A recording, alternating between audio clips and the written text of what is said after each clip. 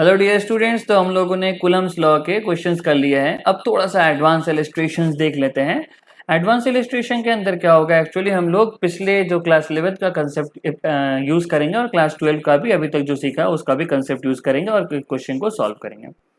तो देखिए, two charge of magnitude Q are fixed at 2a distance apart and the third charge Q of mass M is placed at midpoint of the line joining the two charges। ठीक है, तो दो Q charge है और उसके बीच में एक small Q charge रखा गया है बिल्कुल मिडिल में।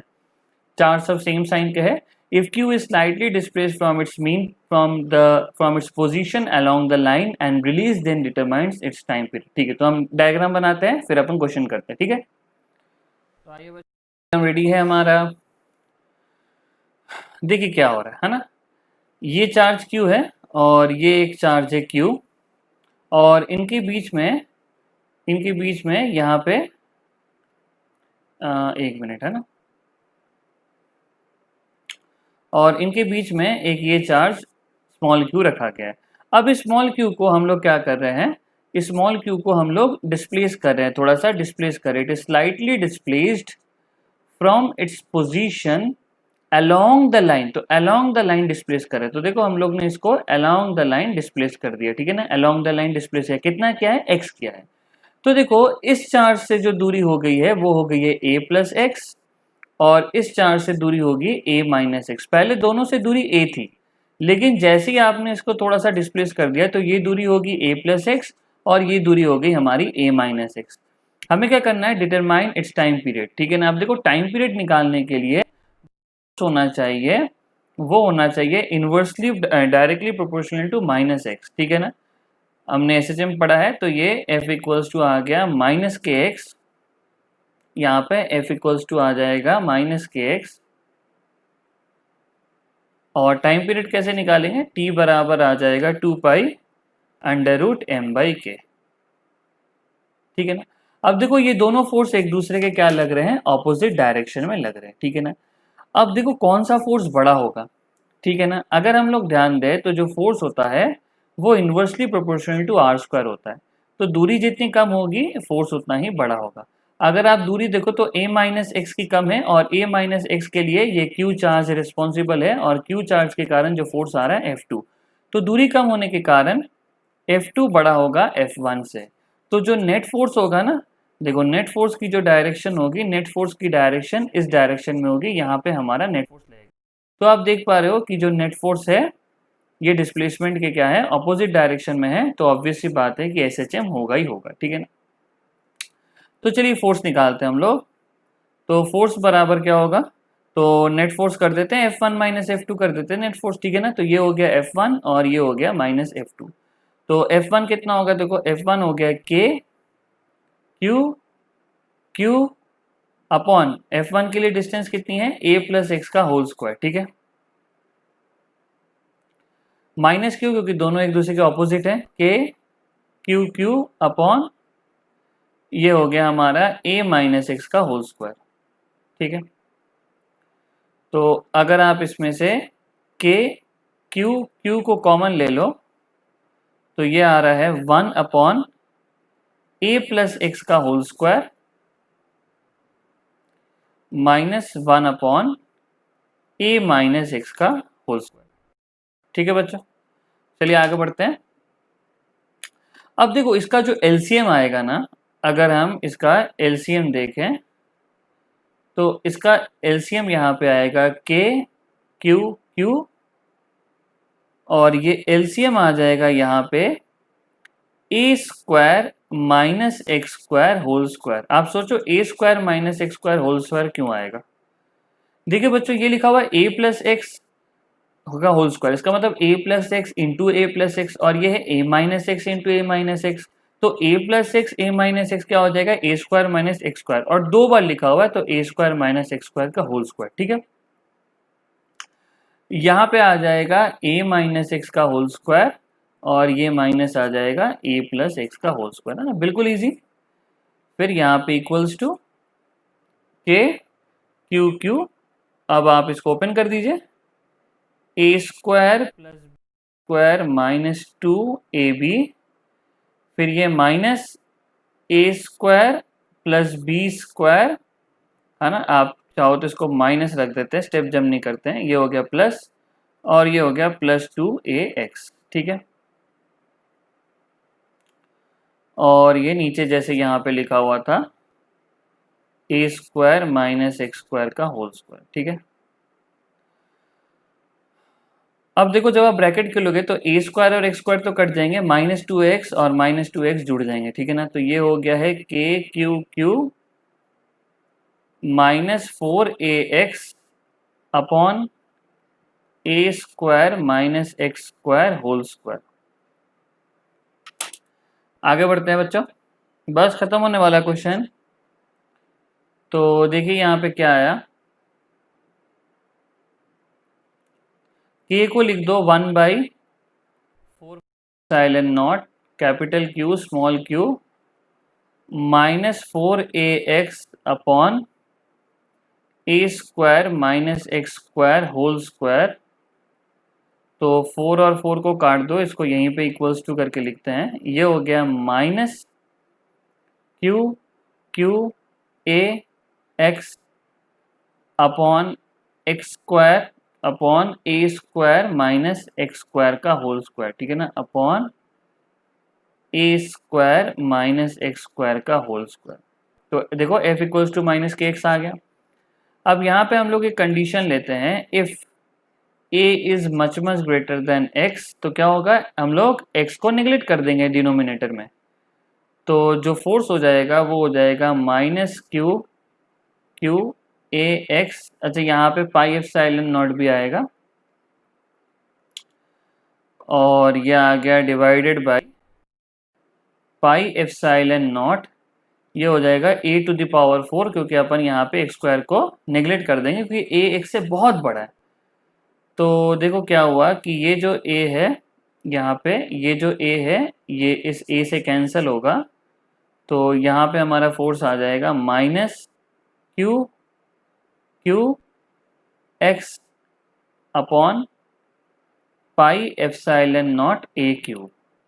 और जब आप इसको कंपेयर करोगे f इक्वल्स टू माइनस के एक्स से, तो आपको k कांस्टेंट बाहर निकलते हुए दिखेगा, q q upon pi epsilon not a cube. तो चलो टाइम पीरियड निकाल देते हैं, बस खत्म क्वेश्चन है। एकदम इतना ही करना होता है हमें, ठीक है ना, इतना ही सिंपल होता है ये, बस k निकालो और टाइम पीरियड निकाल दो। तो t बराबर कितना हो गया, 2π√m/k।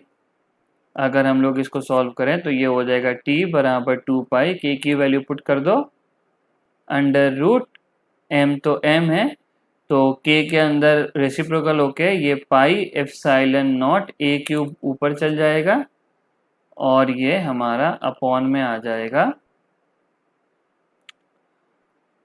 q into small q, ठीक है। तो एक अच्छा और काफ़ी इम्पोर्टेंट क्वेश्चन हमारे लिए, ठीक है ना। तो आप इस क्वेश्चन को डेफिनेटली एक बार और करिए, ठीक है। अब आइए एक और एडवांस इलस्ट्रेशन देख लेते हैं। देखो, two charges each of magnitude q are fixed at 2a distance apart. A third charge, अब की बार माइनस q है, is placed at mid point. Now q is slightly displaced perpendicular. तो यहाँ पे ये जो इंपॉर्टेंट है कि slightly perpendicular to the line joining the two charges, find the time period. तो पहले हम डायग्राम बना के रखते हैं, फिर हम लोग क्वेश्चन को आगे बढ़ाएंगे, ठीक है। तो आइए आगे बढ़ाते हैं। देखिए क्या हो रहा है इसके अंदर, ये q है, ये q है, ये माइनस q है, इसको हमने परपेंडिकुलर, देखो परपेंडिकुलर थोड़ा सा डिस्प्लेस कर दिया है x, ठीक है ना। अब ये जो चार्ज है ये यहाँ पे आ चुका है, ठीक है। तो देखिए क्या हो रहा होगा यहाँ पे, ये भी अच्छा क्वेश्चन है, टाइम पीरियड निकालना है, बिल्कुल वही करना है अपने को। तो देखो क्या हो रहा है यहाँ पे, ये x है और ये a है, ये a है और ये डिस्टेंस हो जाएगा √x² प्लस a², ये डिस्टेंस हो जाएगा √x² प्लस a², और ये एंगल हम ले लेते हैं, ठीक है ना। क्यों एंगल लिया गया है ये भी हम आपको बताते हैं अभी। अब देखो क्या होगा कि ये पॉजिटिव चार्ज इस चार्ज को क्या करेगा, अट्रैक्ट करेगा इधर, ठीक है ना, और ये पॉजिटिव चार्ज ये नेगेटिव चार्ज को अट्रैक्ट करेगा इधर, ठीक है। तो चलो इसका डायग्राम हम अलग से बनाते हैं यहाँ पे। तो देखिए क्या हो रहा है, एक इधर अट्रैक्ट कर रहा है और एक इधर अट्रैक्ट कर रहा है, ठीक है ना। और ये वाला जो एंगल है परपेंडिकुलर वाला, परपेंडिकुलर के साथ ये जो एंगल बना है ये हम लोग ले रहे हैं थीटा, ठीक है ना। ये एंगल थीटा, सिमेट्री के कारण ये एंगल भी बिल्कुल थीटा। अब यहाँ पे जो फोर्स लग रहा है ये है के Q1 Q2 upon are square. अब देखो आर कितना है, ये दूरी है एक्स स्क्वायर प्लस ए स्क्वायर। अगर आप ये दूरी देखो तो ये नहीं है, ये दूरी है एक्स स्क्वायर प्लस ए स्क्वायर। अगर आप इसका होल स्क्वायर करते हो तो इसका अगर हम लोग होल स्क्वायर करते हैं तो रूट हट जाएगा, तो ये है एक्स स्क्वायर प्लस ए स्क्वायर। और यहाँ भी फोर्स लग रहा है कितना, k q upon x square plus ए स्क्वायर। एक बार और डायग्राम बनाते हैं जिससे कि अपने को चीज़ें और भी क्लियर हो। तो एक फोर्स यहाँ लग रहा था, फोर्स का मैग्नीट्यूड हम लोगों ने निकाल लिया है जो कि है k q upon x square plus ए स्क्वायर। अब देखो इस फोर्स को हम लोग नाम दे देते हैं F और इस फोर्स को हम लोग नाम दे देते हैं F, ठीक है। और ये जो परपेंडिकुलर के साथ एंगल बना रहा है वो हम लोगों ने थीटा लिया, ठीक है ना।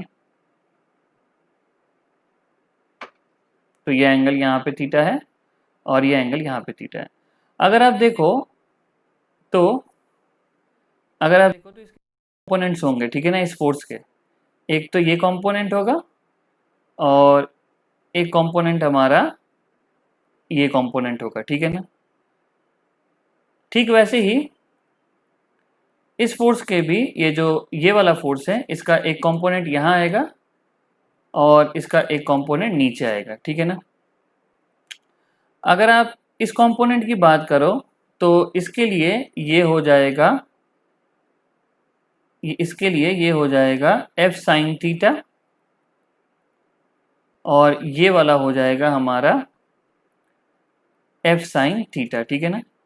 ये इस फोर्स के लिए इस फोर्स का जो कंपोनेंट है ना, यहाँ पे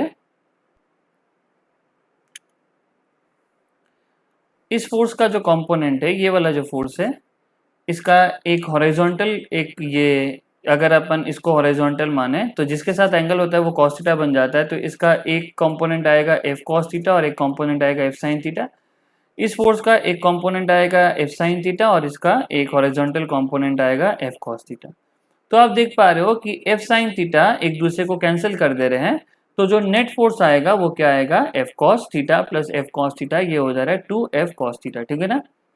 तो अगर हम यहाँ पे नेट फोर्स की बात करें, अगर हम लोग यहाँ पे नेट फोर्स की बात करें तो एफ नेट इक्वल्स टू आ जाएगा यहाँ पे 2f cos थीटा। अब एक चीज़ अच्छे से ध्यान दो कि नेट फोर्स का डायरेक्शन क्या है, नीचे, और डिस्प्लेसमेंट कहाँ किया था हम लोगों ने, ऊपर। तो automatically force is directly proportional to -x, क्योंकि डिस्प्लेसमेंट ऊपर है और फोर्स नीचे लग रहा है तो -x तो आ ही गया, ठीक है बच्चों। तो आइए अब हम लोग करते हैं, जो हमारा नेट फोर्स निकालना है उसको निकालते हैं। तो F नेट फोर्स जो बराबर है ये हमारा है 2f cos थीटा। माइनस नहीं लिख रहे हैं क्योंकि माइनस आपको पता ही लग गया है कि अगर डिस्प्लेसमेंट ऊपर है तो फोर्स नीचे लग रहा है तो माइनस तो आना ही है, ठीक है ना। अब माइनस आएगा भी, तो ये हमारा आगे बढ़ाते हैं इसको, तो इक्वल्स टू 2f। f कितना लिखा था हम लोग को, आपको याद होगा के क्यू अपॉन में अंडर रूट हट गया था, तो ये हो गया एक्स स्क्वायर प्लस ए स्क्वायर। और अगर आप यहाँ पे cos थीटा देखो तो cos थीटा होता है बेस अपॉन हाइपोटेन्यूज। देखो बेस कितना है, बेस है x और हाइपोटेन्यूज कितना है, under root x square plus ए स्क्वायर, ठीक है ना। तो cos थीटा होगा बेस अपॉन हाइपोटेन्यूज, ठीक है ना। तो cos थीटा हो गया हमारा बेस अपॉन हाइपोटेन्यूज। तो आइए करते हैं हम लोग, तो cos थीटा हो गया बेस, बेस कितना है x और हाइपोटेन्यूज कितना है under root x square plus ए स्क्वायर, ठीक है ना। और कैसे, directly proportional to minus x, मैंने आपको बता ही दिया, डिस्प्लेसमेंट ऊपर लग रहा है और फोर्स नीचे लग रहा है, तो एसएचएम तो होना ही है यहाँ पे। तो अब देखो क्या है, अब देखो हम लोग इसको ऐसे लिख सकते हैं 2 और एक्स के को लिख दिया 1/4 पाई एप्सिलॉन नॉट, ये हो गया क्यू, ये हो गया क्यू, ये यहाँ पे है एक्स और ये यहाँ पे आ गया है x square plus A square to the power 3/2, क्योंकि आपको पता है 1 प्लस 1/2 कितना हो जाएगा, ये 1 है और रूट होता है 1/2, जैसे कि x रूट एक्स बराबर कितना होता है x टू द पावर 1 और रूट एक्स होता है 1/2, तो ये हो जाता है x टू द पावर 3/2, ठीक है ना। तो अगर x रूट एक्स लिखा होगा तो उसका मतलब होता है 3/2, वैसे ही यहाँ पे ए स्क्वायर और under root x square plus ए स्क्वायर, तो ये 3/2 हो जाएगा। अब हमारा हम लोग कंडीशन इस्तेमाल करेंगे कि if A is much much greater than x, तो हम लोग क्या करेंगे, एक्स को नेग्लेक्ट कर देंगे। तो ये जो फोर्स हो जाएगा ये हो जाएगा, अब यहाँ से 2 से 2 कटेगा 1/2 pi epsilon not Q x upon, ये हो जाएगा ए क्यूब, ठीक है ना। ये स्क्वायर से ये 3/2 ऊपर नीचे कट जाएगा। तो देखो अब हमें के मिल चुका है, ठीक है ना। नेगेटिव तो आपको पता ही लग गया था कि नेगेटिव क्यों हो रहा है, डिस्प्लेसमेंट और फोर्स एक दूसरे के ऑपोजिट है। तो ये जो के है यहाँ पे, अब हम लोग इसको एफ इक्वल्स टू के एक्स से हम लोग इसको कंपेयर करते हैं, ठीक है ना। अगर हम लोग इसको कंपेयर करेंगे तो देखो के कितना आएगा, तो यहाँ से जो के आ जाएगा, यहाँ पे जो हमारा के आ रहा है वो आ रहा है Q Q upon 2 pi epsilon not a cube, ठीक है। और कैसे पता लगा कि एसएचएम कर रहा है, ये देखो फोर्स लग रहा है नीचे और डिस्प्लेसमेंट था ऊपर, ऊपर डिस्प्लेस किया, फोर्स लग रहा है नीचे, so f is directly proportional to minus x, ठीक है। तो ये हो गया हमारा के। और अगर हमें हमारा टाइम पीरियड निकालना है तो टी बराबर हो जाएगा 2 pi under root M by K. तो बिल्कुल easy answer, T equals to 2 pi under root M कितना है बच्चों, एम तो एम ही लेंगे अपन, और यहाँ पे आ जाएगा क्यू क्यू और यहाँ पे आ जाएगा 2 pi epsilon not a cube, ठीक है ना।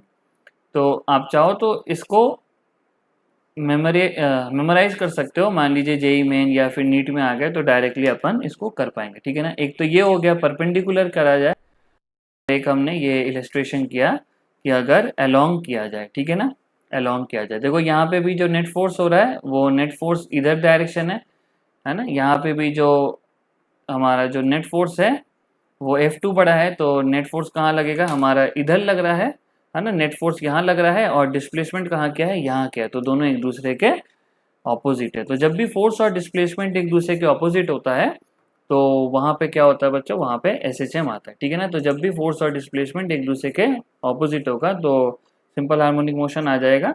हालांकि हमने पढ़ा है कि सिंपल हार्मोनिक के लिए एफ इक्वल्स टू माइनस के एक्स ही होना चाहिए, एक्स टू द पावर 1 होना चाहिए, तो एसएचएम करेगा।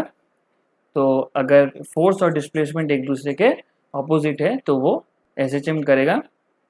और उसमें हम लोग टाइम पीरियड कैसे निकालेंगे, उसमें टाइम पीरियड निकालने के लिए T equals to 2 pi under root M by K. तो आपका काम है बस के निकालना, अगर के आ गया तो हमारा टाइम पीरियड आ जाएगा, और यहाँ पे जैसे ही हमने के निकाल लिया तो हमने टाइम पीरियड भी निकाल लिया, ठीक है ना। तो ये थे कुछ एडवांस इलस्ट्रेशंस, और नेक्स्ट में अपन इक्विलिब्रियम के ऊपर क्वेश्चंस करेंगे और शेयरिंग ऑफ चार्जेस भी देखेंगे। तो thank you so much my dear students and God bless you all.